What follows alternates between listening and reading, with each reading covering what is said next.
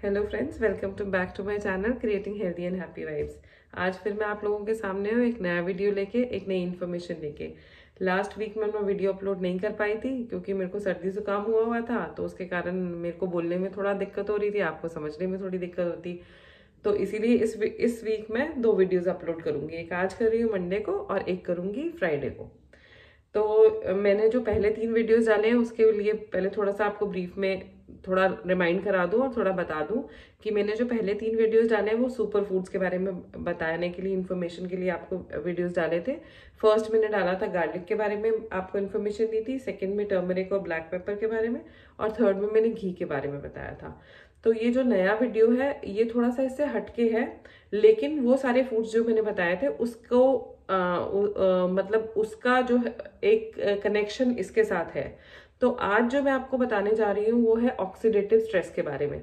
आपने स्ट्रेस सुना होगा, साइकोलॉजिकल स्ट्रेस होता है, सबको स्ट्रेस हो जाता है, टेंशन जिसको बोलते हैं। तो वो बाहर जो दिखाई देता है हमें, वो वाला स्ट्रेस है जिसको हम फिजियोलॉजिकल स्ट्रेस भी बोल सकते हैं अगर हमें फटीक हो रही हो, थकावट हो रही हो, या साइकोलॉजिकल स्ट्रेस भी होता है जो टेंशन या डिप्रेशन जिसको हम नॉर्मल वर्ड्स में बोलते हैं।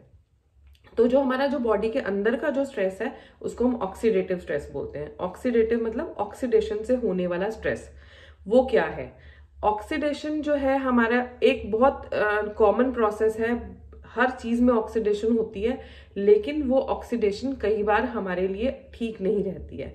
ऑक्सीडेशन अगर आप नॉर्मल वर्ड्स में आप को मैं समझाऊं तो ऑक्सीडेशन होती है जैसे आयरन होता है, लोहा होता है, लोहे को जब जंग लग जाता है, रस्टिंग हो जाती है आयरन की, तो वो ऑक्सीडेशन के कारण होती है। तो वो लोहा जिसको जंग लग जाती है वो किसी भी काम का नहीं रह जाता। उसका जो यूजफुलनेस है, लोहा जिस काम के लिए लिया जाता है, जिस काम में लाया जाता है, उस काम में नहीं ला सकते क्योंकि उसकी रस्टिंग हो गई है, वो खोखला हो गया है, खत्म हो जाता है।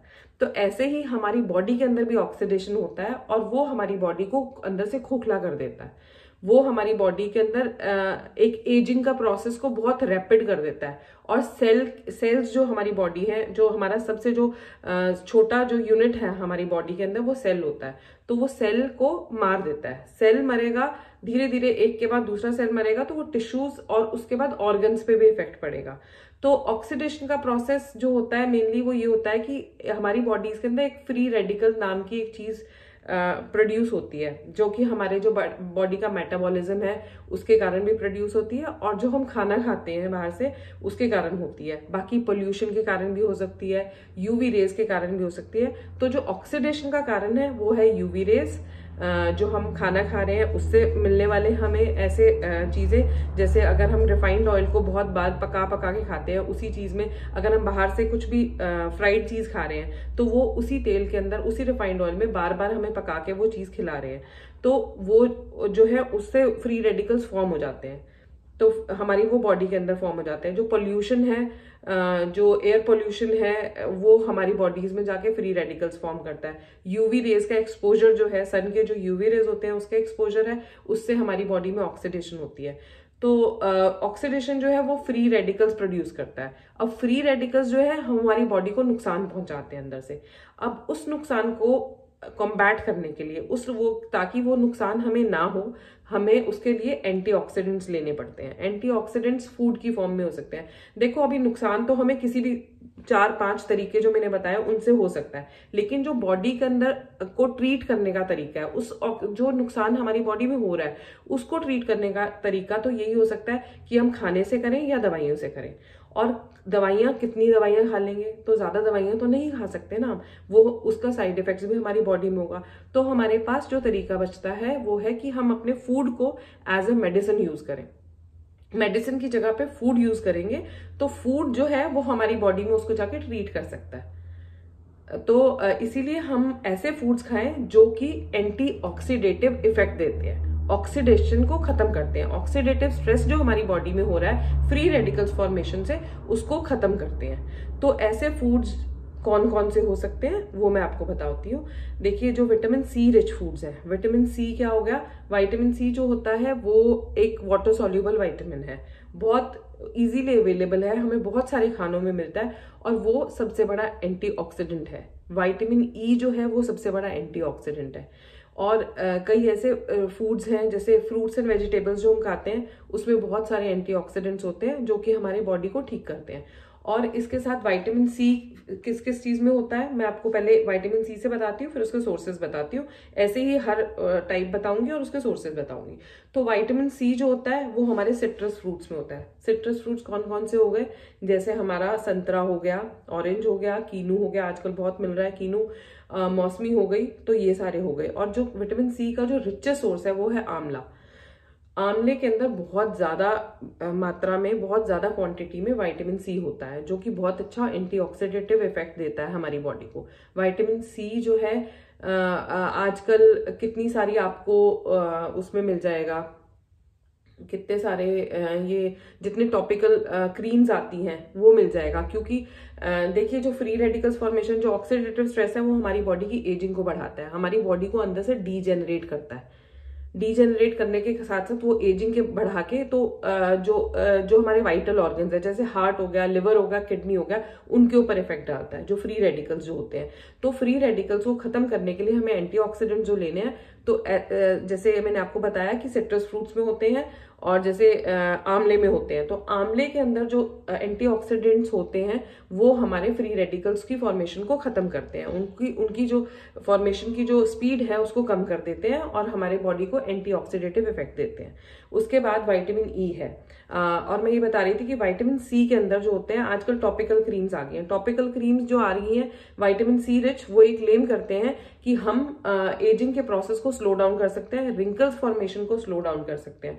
देखिए टॉपिकल क्रीम लगाने से इतना फर्क नहीं पड़ेगा, ऊपर से आपने लगा लिया, लेकिन अंदर से जब तक ऐसी चीजें नहीं खा रहे हैं आप जिसके कारण आपकी बॉडी में इंटरनल चेंजेस आ रहे हैं। एक्सटर्नल चीज लगाने से तो इतना फर्क नहीं पड़ेगा ना, एक्सटर्नल जब आपको इंटरनल चेंजेस आएंगे तभी आपको एक्सटर्नल दिखाई देने लगेंगे, क्योंकि अंदर से ठीक होगा तभी बाहर दिखाई देगा। तो विटामिन सी जो रिच क्रीम्स आ रही हैं उसमें मार्केटिंग गिमिक्स में मत जाइए, आप पहले अंदर से जो आपकी इंटरनल जो इनपुट है उसको सुधारिए। आप विटामिन सी रिच फूड्स खाइए, विटामिन ई रिच फूड्स खाइए। विटामिन ई जो है हमारे ऑयल्स और घी में मिलता है। जैसे मैंने आपको लास्ट वीडियो में अपने बताया था, घी जो है वो एंटीऑक्सीडेंट रिच होता है, वो उसमें शॉर्ट चेन फैटी एसिड्स होते हैं और शॉर्ट चेन फैटी एसिड जो होते हैं वो हमें एंटीऑक्सीडेटिव इफेक्ट भी देते हैं। तो इसीलिए जो ऐसे फूड्स हैं वो खाइए। और विटामिन ई जो है वो कैप्सूल की फॉर्म में भी आता है और उसका इतना ज्यादा बहुत स्ट्रॉन्ग कोई साइड इफेक्ट नहीं होता, हम उसको भी ले सकते हैं। लेकिन अगर हम घी को अपने खाने में इनकॉर्पोरेट करते हैं तो हम उससे भी उस विटामिन ई को अपनी बॉडी के अंदर इनटेक उसकी बढ़ा सकते हैं। फिर इसके अलावा जो है ऐसे फूड्स हैं जैसे पपाया हो गया, पपाया के अंदर बहुत सारे एंटीऑक्सीडेंट्स होते हैं। फाइबर जितने फूड्स हैं, जितने स्पिनच है, ब्रोकली है, ये सारे के सारे जो फूड्स हैं ये एंटीऑक्सीडेंट रिच होते हैं, हम ये खा सकते हैं। उसके अलावा जैसे मैंने आपको पिछले 2 वीडियोस में बताया था, गार्लिक बताया था, टर्मरिक और ब्लैक पेपर बताया था, घी बताया था, ये सारे सुपर फूड्स जो होते हैं इनके अंदर बहुत सारे एंटीऑक्सीडेंट्स होते हैं। क्योंकि मैंने पहले आपको बताया पिछले वीडियोज में कि सुपर फूड्स जो होते हैं उनके अंदर ऐसी क्वालिटीज होती हैं कि वो हमारी बॉडी के अंदर से अंदर जाकर जो हमारे जो भी माल फंक्शंस हैं या कुछ ऐसी प्रॉब्लम्स अगर होती है तो उनको प्रिवेंट भी करते हैं। तो अगर हम उनको पहले से इनकॉर्पोरेट करें अपने डाइट में तो हम उन बीमारियों से बच सकते हैं। तो ये जो सारे फूड्स हैं, गार्लिक हो गया, टर्मरिक, ब्लैक पेपर हो गया, आंवला हो गया, ये सारे के सारे जो है आपको सुपर फूड्स के अंदर आते हैं। और ये आपको कोई भी डिजीज जो है, ऐसी लाइफस्टाइल डिजीज है, मेनली लाइफस्टाइल डिजीज से बचाते हैं।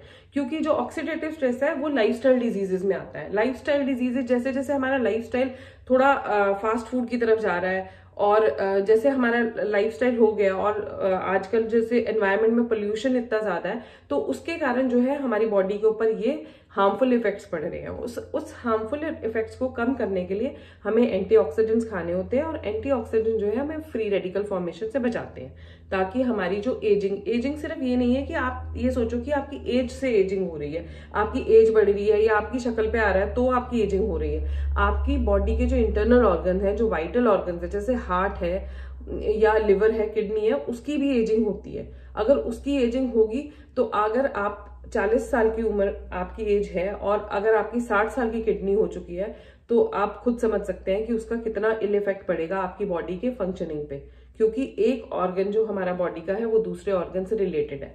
अगर लिवर अपना ठीक से काम नहीं कर पाएगा तो वो सारा का सारा लोड जो है वो किडनी को उठाना पड़ेगा, क्योंकि लिवर का फंक्शन है डिटॉक्सिफाई करने का हमारी बॉडी को। वो लिवर अगर डिटॉक्सिफाई नहीं कर रहा हमारी बॉडी के जो टॉक्सिन्स है उसको, तो वो सारा इफेक्ट जो लोड है वो किडनी के पास जाएगा। तो ऐसे ही हर ऑर्गन दूसरे से जुड़ा है और हर ऑर्गन का एक जुगलबंदी है हमारी बॉडी में, जो हमारी बॉडी को प्रॉपर फंक्शनिंग देती है और प्रॉपरली चलाती है। लेकिन अगर एक ऑर्गन के ऊपर असर पड़ेगा तो दूसरे पे भी पड़ सकता है। इसीलिए ध्यान दीजिए कि ऑक्सीडेटिव स्ट्रेस कम करने के लिए आपको ये सारे के सारे एंटीऑक्सीडेंट रिच फूड्स खाने जरूरी हैं। ऊपर से आपको एक्सरसाइज करना है, हफ्ते में 5 दिन कम से कम करना है, नहीं तो ऑल्टरनेट डे भी कर सकते हैं। लेकिन इतना हो कि वॉकिंग हो और थोड़ा सा ये हो कि योगा हो जाए, क्योंकि योगा बहुत अच्छा तरीका है किसी भी प्रॉब्लम को प्रिवेंट करने का और फ्री रेडिकल फॉर्मेशन को और एंटीऑक्सीडेंट बढ़ाने के लिए अपनी बॉडी में फ्री रेडिकल्स को कम करने के लिए और एंटीऑक्सीडेंट बढ़ाने के लिए हमें योगा जरूर करना चाहिए। कैसे भी हो, ब्रीदिंग एक्सरसाइजेस हो, प्राणायाम हो या कोई लाइट एक्सरसाइजेस कर लीजिए योगा की, जिससे आपकी जो मसल्स है वो उसकी डिजेनरेशन कम हो, थोड़ी सी ये रहे कि ऑक्सीजन की जो सर्कुलेशन है, ब्लड की जो सर्कुलेशन है वो प्रॉपर हो सके। उसके कारण भी हमारा जो बॉडी की जो फंक्शनिंग है वो प्रॉपरली चलती रहती है। तो इसीलिए एंटीऑक्सीडेंट्स खाओ और फ्री रेडिकल्स को मिटाओ, क्योंकि फ्री रेडिकल्स बहुत हाईली रिएक्टिव ऐसे रिएक्टेंट्स होते हैं कि जो अपने आप को कहीं ना कहीं फिट करने के लिए घूमते हैं और वो एंटीऑक्सीडेंट्स को से ही कम हो सकते हैं। तो इसीलिए ऑक्सीडेटिव स्ट्रेस जो है बहुत सारी प्रॉब्लम्स को अपने आप में बहुत सारी प्रॉब्लम्स पैदा करता है। इन्फ्लेमेशन कॉज करता है हमारी बॉडी में, बहुत सारी और प्रॉब्लम्स कर सकता है। इन्फ्लेमेशन जब एक बार होनी शुरू हो जाती है हमारी बॉडी में तो वो और ऑर्गन्स को साथ में लेती रहती है, बढ़ाती रहती है और सारे ऑर्गन्स पे बहुत ज्यादा गलत इफेक्ट डाल सकती है। ताकि कई बार ऐसा होता है कि अल्सर्स होते हैं वो ट्यूमर्स की फॉर्म ले लेते हैं। तो अगर इतना ग्रेव कॉन्सिक्वेंस ना हो, इसीलिए पहले ही prevention is always better than cure, मैं जैसे हमेशा कहती हूँ। तो एंटीऑक्सीडेंट्स खाइए, एक्सरसाइज करिए, योगा करिए और फ्री रेडिकल्स को खत्म करिए। आज के लिए इतना ही। मैं फ्राइडे को दोबारा एक वीडियो और लेके आऊंगी, और अगर आपको मेरा वीडियो अच्छा लगा हो तो please like my video and thank you so much. Thanks for watching.